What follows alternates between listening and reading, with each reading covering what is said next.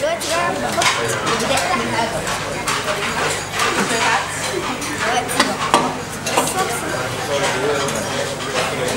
حط شوية شطة تاني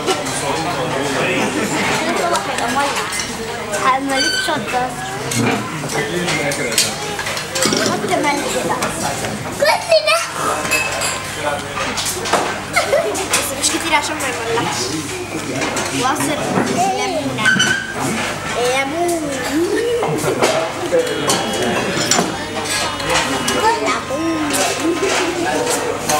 جامدة أوي مش عارفة أعصرها